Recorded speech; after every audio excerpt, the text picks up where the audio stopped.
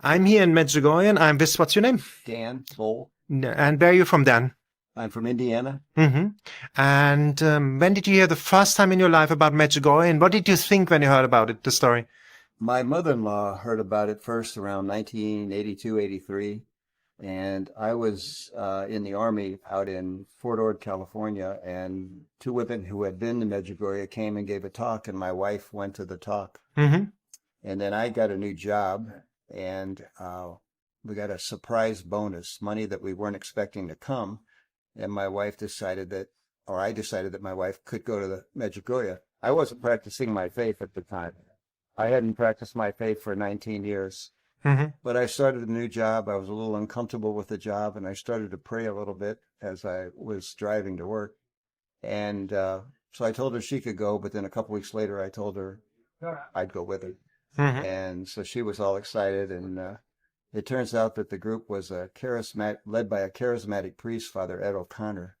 And my wife was real concerned that people would be slain in the spirit and praying in tongues, and it would scare me. So she called up Father O'Connor. Well, you have to know Father O'Connor. He's just a real quiet, unassuming guy. Mm-hmm. And he said, no, it'll be nothing like that. So, and we came, and I don't know. I was touched by the place, the peace. I just felt comfortable here.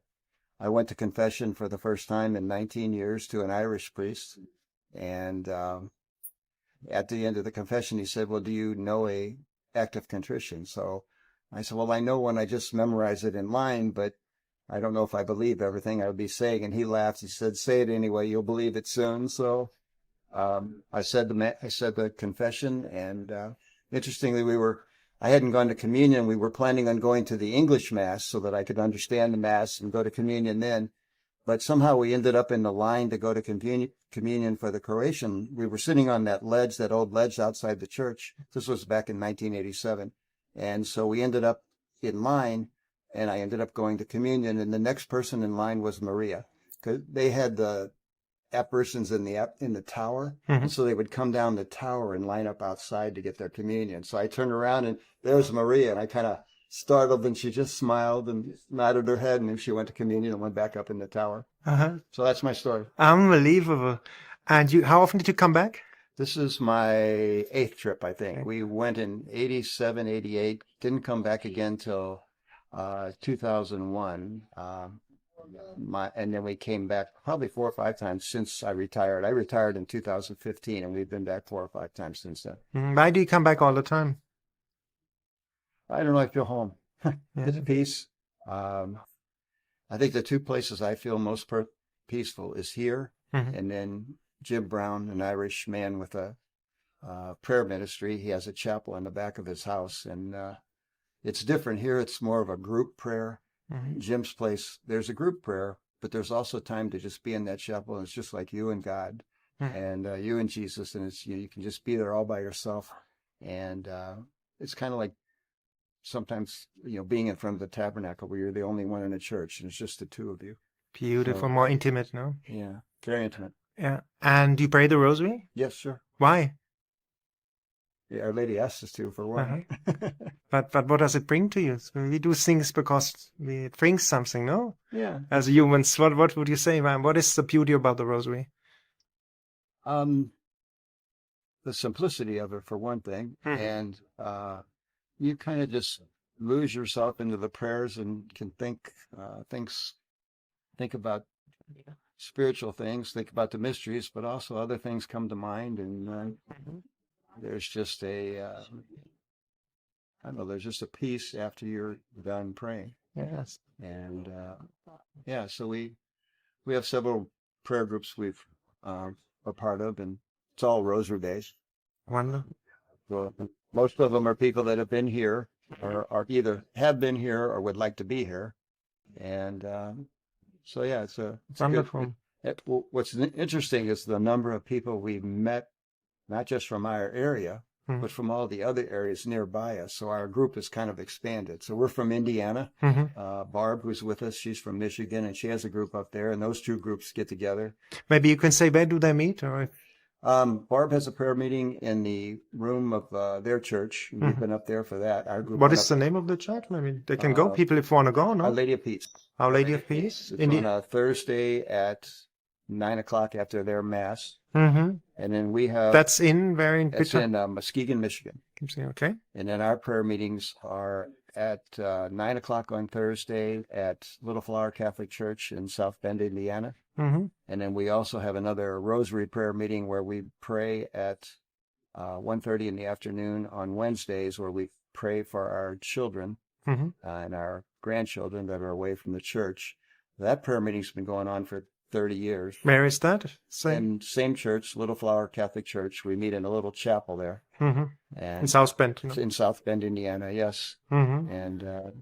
And what do you think, like, speak loud because the bus is now. What would you tell people who don't believe God the Father? What is the beauty about God the Father? Very loud, eh? He just takes care of us. I mean, he looks after us, and he gave us Jesus. Yeah. So obviously, somebody that loving Mm-hmm. should be someone we should be close to and stay close to. Mm-hmm. And yeah. And what would you tell people, like somebody asked me today, like in the commentary, why the Divine Mercy Chaplet? You pray it as well? Yes, we do. Why that one? That's also very peaceful, and I think it's very powerful. I've had the opportunity to be at the bedside of both my mother and my father when they were dying, and able to pray the chaplet, and I take consolation in that. Wow, powerful. Yeah, that was very good. It was a real blessing to be there for their when they were dying and praying the chaplet. So Our Lady promised that if we would pray that for the dying, in front of the dying as they were dying, that she would provide the graces they need for their salvation. So I take hope in that. Mm-hmm.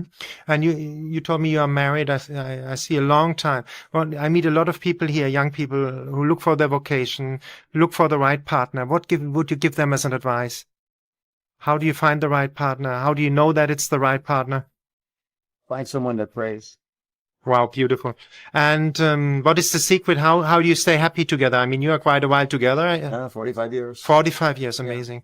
Yeah. And how can you make that flourish? You marry the right woman. You marry, and I've made a lot of mistakes in my life, but I married the right woman. Unbelievable, beautiful. She has kept us all together all the time.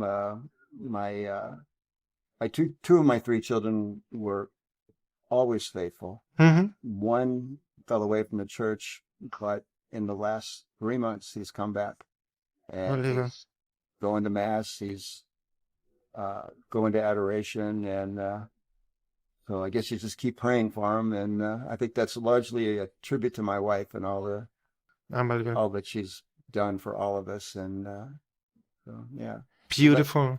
I think the secret is my wife. and describe her. What is a good wife then?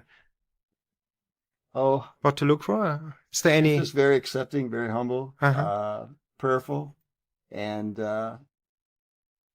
she is. You can turn inward; she turns outward. She tries to make everybody else happy. Oh, happy! Wow, beautiful.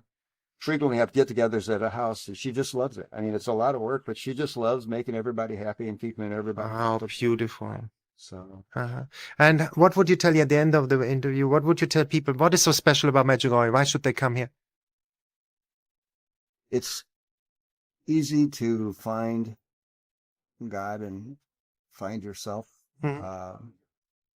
There's a camaraderie here. Everybody here is searching, and people get along well. You pray together. There's power in praying together. Mm-hmm. And everybody seems to support each other. The people here are very kind to us. They support us. They feed us. They take care of us. And it's got to be difficult taking care of so many people from so many different places with different expectations. Yet they never seem to get upset. Mm-hmm. And I think that the people contribute to it. I mean, obviously Our Lady's here. Our Lady's everywhere, but she seems to be especially here. And I think there's just great grace from being in this place, and it keeps us coming back. Wow. Thank you so much for this beautiful, beautiful interview.